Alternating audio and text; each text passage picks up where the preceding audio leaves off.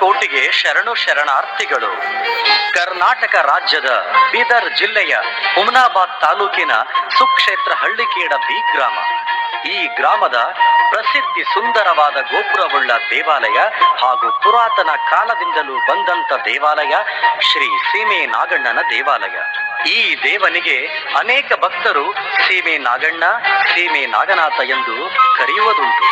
ಇಲ್ಲಿನ ದೇವಸ್ಥಾನದ ವಿಶೇಷವೇನೆಂದರೆ ಸಂತಾನ ಪ್ರಾಪ್ತಿಗೆ ಈ ಕ್ಷೇತ್ರವು ಸಿದ್ಧಿಯಾಗಿದೆ ಮತ್ತು ಇಷ್ಟಾರ್ಥಗಳನ್ನು ಒಳ್ಳೆಯವೇ ಇದ್ದರೆ ಮಾತ್ರ ವರ ಸಿಗುತ್ತದೆ, ಇಲ್ಲದಿದ್ದರೆ ಶಾಪ ಖಂಡಿತವಾಗಿ ಆಗುತ್ತದೆ.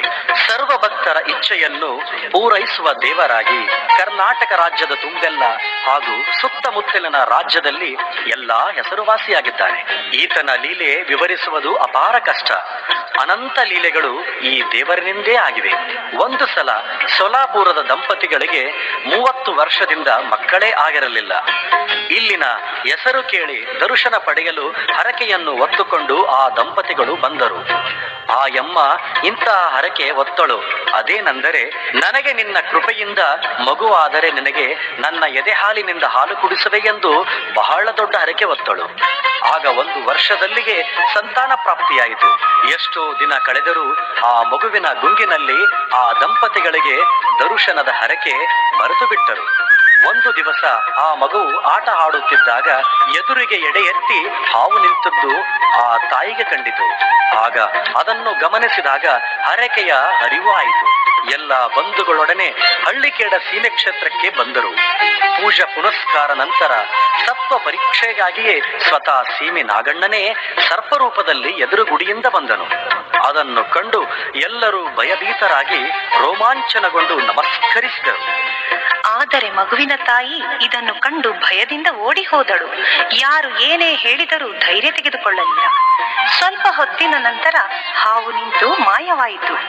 ತತ್ಕ್ಷಣವೇ ಆ ಮಗುವಿನ ಪ್ರಾಣ ಹಾರಿಹೋಯಿತು. ಇಂತಹ ಅನೇಕ ನೈಜ ಘಟನೆಗಳು ಇಂದಿನವರೆಗೂ ನಡೆಯುತ್ತಲಿವೆ.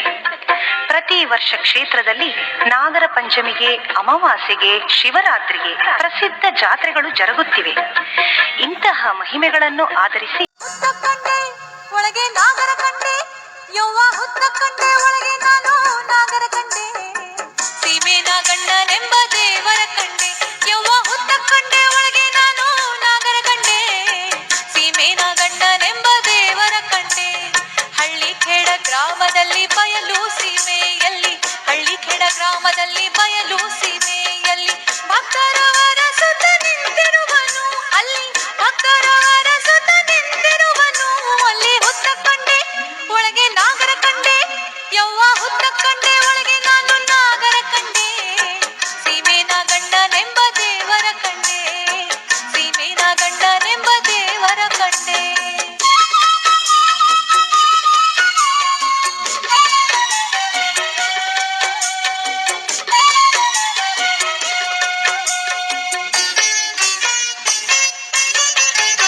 ಪರಶಿವನ ಕೊರಳಲ್ಲಿ, ಪರಶಿವನ ಕೊರಳಲ್ಲಿ, ಪರಶಿವನ ಕೊರಳಲ್ಲಿ ಹಾಯಾಗಿ ಹಾಡುತ್ತ ಥಳಥಳ ಹೊಳೆಯುವ ನಾಗರ ಕಂಡೆ, ನಾನು ಥಳಥಳ ಹೊಳೆಯುವ ನಾಗರ ಕಂಡೆ, ಹುತ್ತ ಕಂಡೆ, ಒಳಗೆ ನಾಗರ ಕಂಡೆ, ಯವ್ವ ಹುತ್ತ ಕಂಡೆ, ಒಳಗೆ ನಾನು ನಾಗರ ಕಂಡೆ, ಸೀಮೆ ನಾಗಣ್ಣನೆಂಬ ದೇವರ ಕಂಡೆ.